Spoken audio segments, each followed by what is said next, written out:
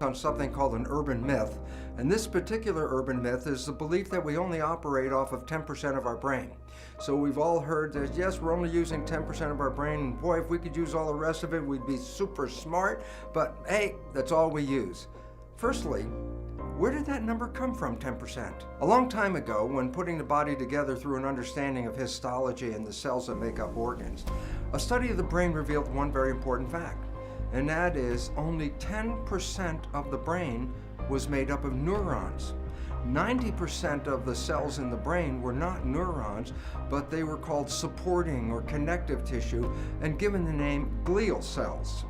Well, what's really interesting about that is in the neuron principle, the neuron doctrine, it was believed that the neurons were the functional cells of the brain and the glial cells were more or less just support. Well, then by definition, right away, it says then you're only using 10% of your brain because that's all that the neurons comprise in the brain, 10%. For a long time, the glial cells, again, were thought to be just like connective tissue support physically and nutritionally the neurons. But over the last number of decades, what we started to find is this: there was a misunderstanding about glial cells. That glial cells are a lot more important in neural function than just physical support. Glial cells can inhibit or activate neurons. Glial cells connect to neurons.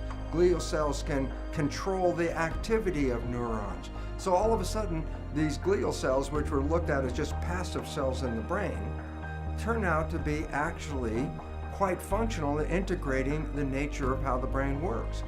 In a way of looking at it, in a simple analogy, consider that the neurons are nouns in a sentence, and that the glial cells are the verbs and the adjectives and the adverbs, the modifiers of all the nouns. So the glial cells create a fulfillment of a picture. So neurons are like a stick figure, and when you add the glial cells, you fill out the nature of the whole human. So glial cells become a very functional, integrated part of all neuronal activity.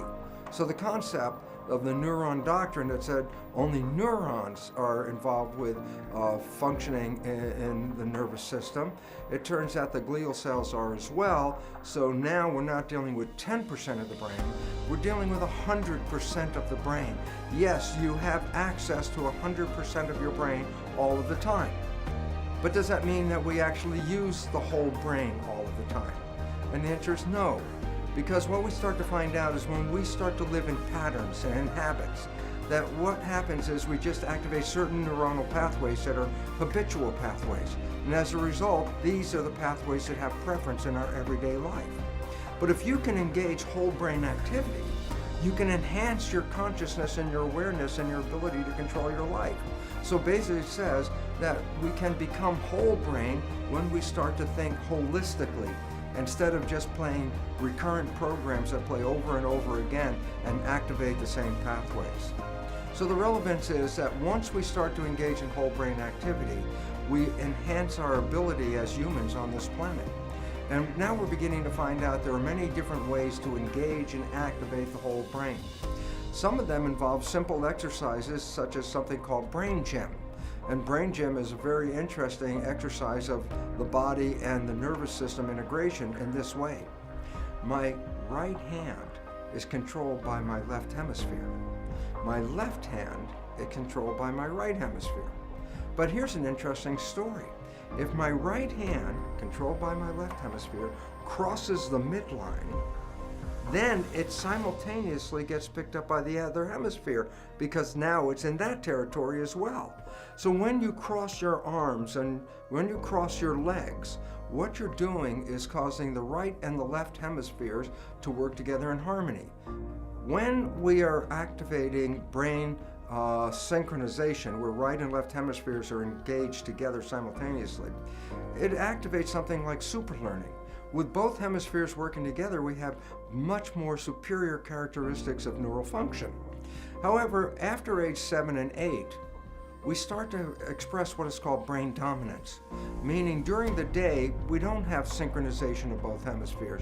During the day, it's like a wave form. Sometimes we're more in the left hemisphere, sometimes we're more in the right, then it comes back to the left and back to the right, so that we're cycling through one hemisphere at a time. This is called brain dominance, where one hemisphere is dominant over the other hemisphere.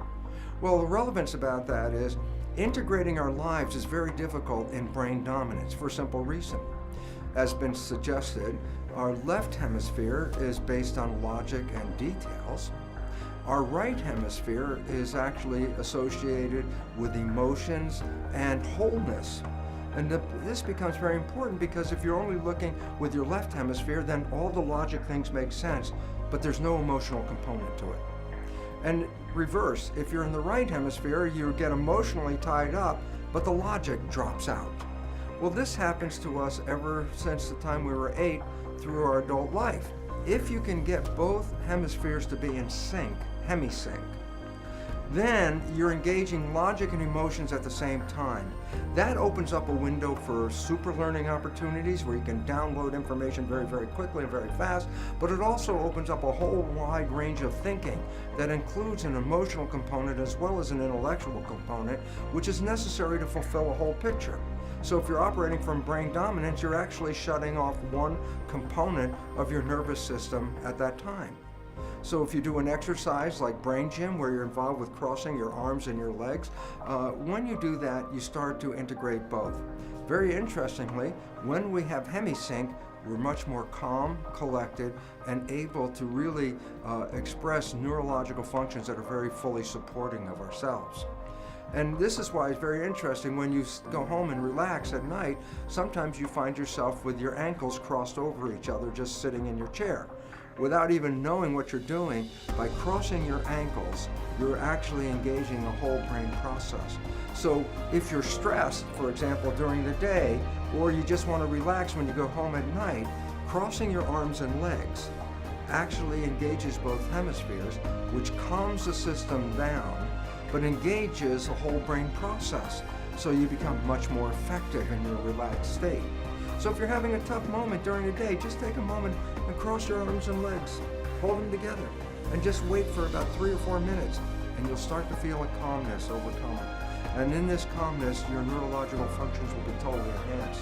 When we start to operate from patterns that are replayed every day, we start to express very specific pathways that are reused over and over and over again. And as a result, we actually shut down a large amount of functioning of the brain and just go through the habit, the patterns that replay themselves over and over again. So basically, what you really have to understand is this: we can use 100% of the brain, but if we play the same patterns over and over again, we don't need to use 100% of the brain. So, simple point, I'd just like to suggest that once you start to recognize that you can have hemisync, where you can get right and left hemispheres to engage together and stay conscious, you are using 100% of your brain activity. And when you do that, you'll also find that your life is easier, more harmonious, and healthier. Because when you're using your full nervous system, it will support your life and enhance your growth. And this becomes important. So don't get stuck that I'm only using 10% of my brain. That story is false. You can use 100%. And it's available to us. And basically all you have to understand is this: stay conscious, stay mindful, and stop playing the same patterns over and over again, because that opens up an opportunity to create new behavior when you stop playing the programs.